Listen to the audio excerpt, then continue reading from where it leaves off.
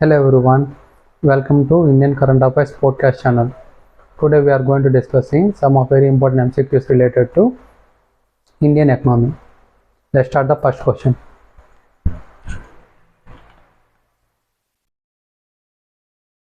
What does venture capital mean? A short-term capital provided to industries, a long-term startup capital provided to new entrepreneurs, funds provided to industries at times of incurring losses, funds provided for replacement and renovation of industries. So what does venture capital means? Answer to this one is a long-term startup capital provided to new entrepreneurs. Option B is the right answer. Venture capital refers to the funding provided to startups and emerging companies that show high growth potential. It is usually in the form of equity financing and is considered long-term, as investors often seek returns over several years. Next question. Gold tranche, reserve tranche refers to. Option A loan system of the World Bank. Option B, one of the operations of central bank. Option C, a credit system granted by WTO to its members. Option D, a credit system granted by IMF to its members. So answer to this one is option D, a credit system granted by IMF to its members. If you see the explanation, the gold tranche, also called reserve tranche, refers to the portion of a member country's quota with the International Monetary Fund that is accessible to the country without stringent conditions. IMF membership and quotas. Each member of the IMF has a quota, which is a financial contribution. Part of this quota can be accessed by the member country in the form of a gold tranche without much negotiation or economic reform conditions. Purpose: this system helps countries facing temporary financial difficulties to access IMF resources quickly and without needing to fulfill extensive obligations as would be required under a loan. So next question. Consider the following statements. Other things remaining unchanged, market demand for a good might increase if price of its substitute increases, price of its complement increases, the good is an inferior good, and income of the consumer increases, its price falls. So which of the above following statements are correct? So they are asking in which of the following conditions demand of the good increases. So first option, if you see the first option, price of the substitutes is increases. So is this correct? This is correct statement.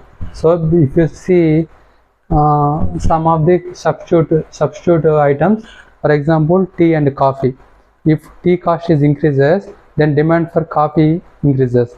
If coffee cost is increases, then demand for tea is increases. So similarly, if price of its substitute is increases, then all people try to buy given good. So then demand for that one increases. So first option correct. Price of its complement is increases. So what means complement? Complement, for example, take coffee and milk. If price of the coffee powder is increases, then automatically demand for milk decreases.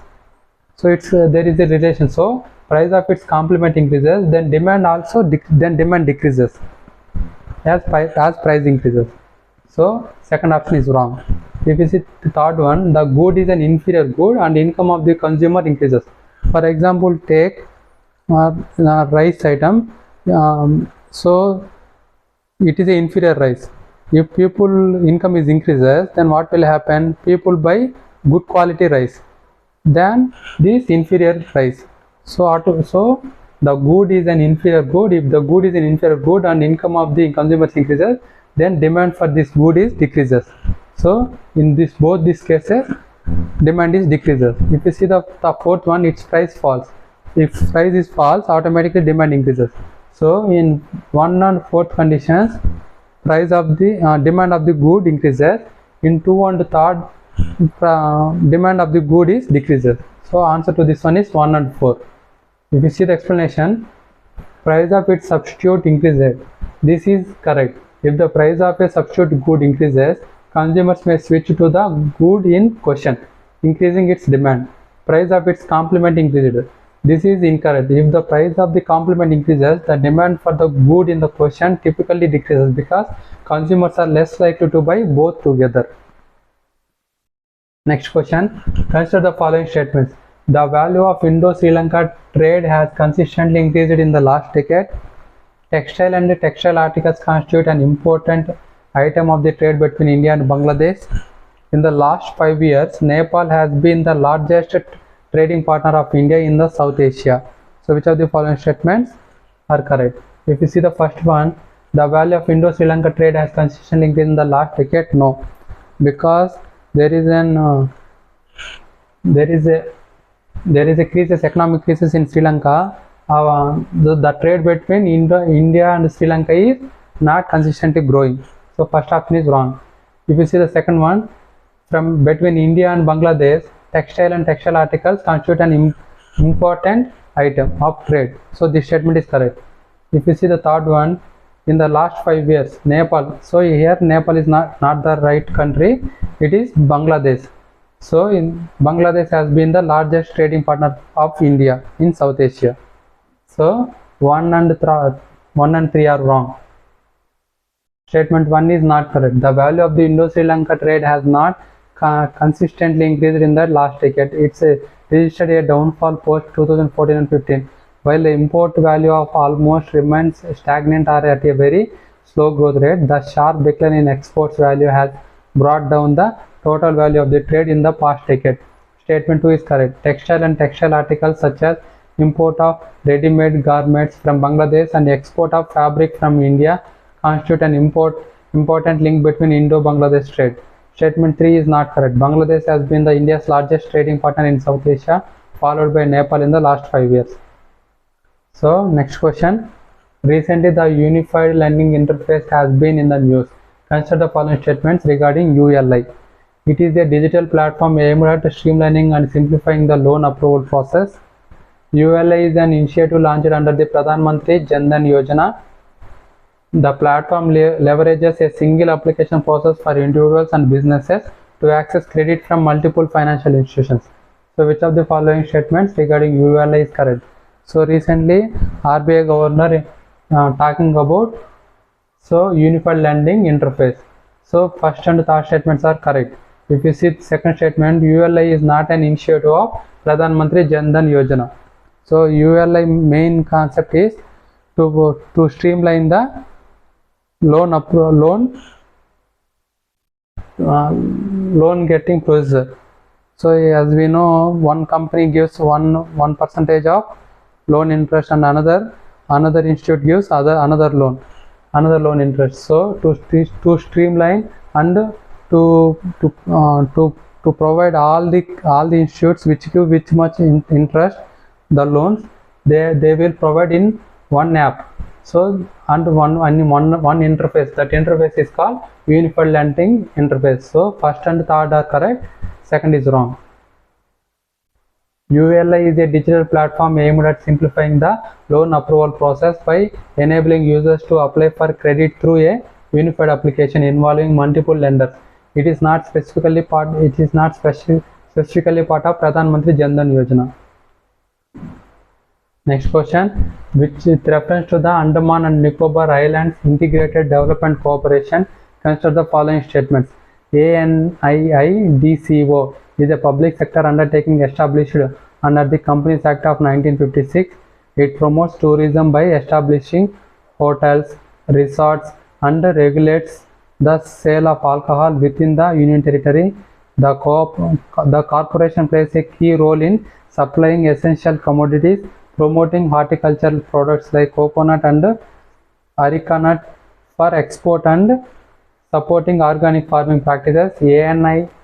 ANIIDCO is solely responsible for the administration of transport infrastructure, including seaports and airports within the Union Territory. It is involved in the development of industrial estates, promoting manufacturing units, and managing deep sea fishing activities. So which of the following statements regarding Andaman and Nicobar Island Integrated Development Cooperation is correct? So first statement, second statement, third statement, fifth statement are correct, fourth is wrong because administration of transportation of transport infrastructure including seaports and airports within the Union Territory, not solely responsible by ANII DCO, also include port